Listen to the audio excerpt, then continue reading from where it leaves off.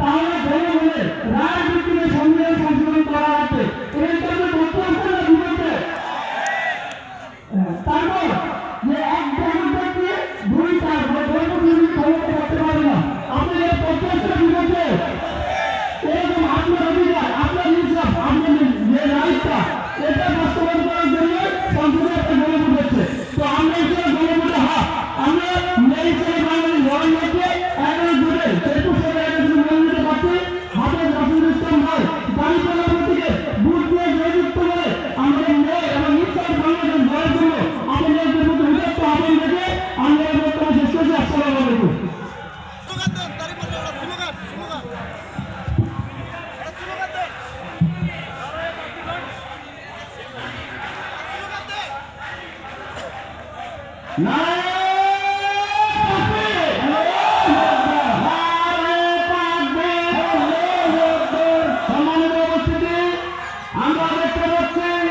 লক্ষ্মণপুর ইউনিয়নের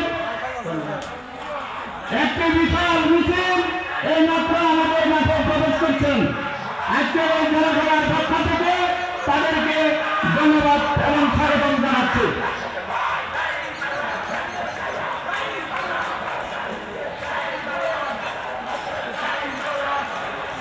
আসসালামু আলাইকুম। আমি রাশিদুল হাসান, পরিচয় দিয়েছে জাতীয় নাগরিক পার্টি এনসিপি শেরপুর জেলা সাংগঠনিক সম্পাদকের দায়িত্বে আছি। আমার সবচেয়ে বর্তমানে পরিচয় হচ্ছে আমি 11 দিয়েছেন। আপনাদেরকে অসংখ্য ধন্যবাদ জানাতে চাই যে হাফেজ রাশিদ ভাইয়ের জন্য শেরপুর সদর 1 আসনে যে গণভোট সৃষ্টি হয়েছে তার জন্য প্রতিদিন কাজ করে যাচ্ছেন। আমরা জাতীয় নাগরিক পার্টি এনসিপির পক্ষ থেকে ন্যায় ইনসাফের বাংলাদেশ গড়ার লক্ষ্যে প্রতিনিয়ত 11 দলীয় জোটের প্রার্থী হাফেজ রাশিদ ভাইয়ের জন্য কাজ করে যাচ্ছি। আমরা এবার সবাই দাঁড়িপাল্লাকে জয়যুক্ত করতে পারবো তো? এবার দাঁড়িপাল্লা বিপুলপুরে জয় পাবো তো? এই কোনো বার্তা আছে? শেরপুরে কোনো বার্তা আছে? রাশিদ ভাইয়ের কোনো বার্তা আছে? 11 দলীয় জোটের কোনো বার্তা আছে?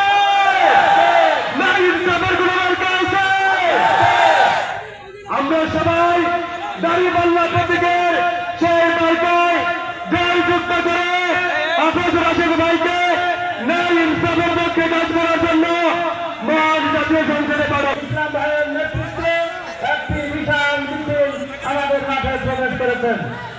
জনসভার পক্ষ থেকে আন্তরিক ধন্যবাদ জানাচ্ছি। এখন আপনাদের সামনে সংক্ষিপ্ত বক্তব্য পেশ করবেন শেরপুর 3 আসনের হাফুটের প্রার্থী জনাব আরকে রেজা। জনাব আরকে রেজা ভাইকে সংক্ষিপ্ত বক্তব্য রাখার জন্য অনুরোধ জানাচ্ছি।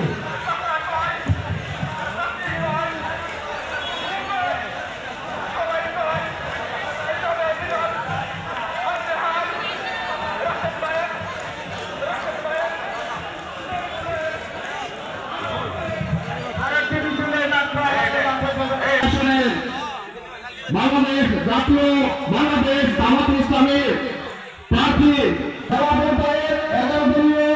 সকল নেতৃবৃন্দ অবশ্যই আমার প্রিয় শেরপুরবাসী, আমি আজকে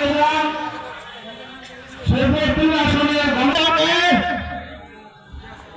12 সূত্র সেদিনকে বাংলাদেশের সেই প্রজন্ম হবে এই দেশের শ্রেষ্ঠ সন্তান।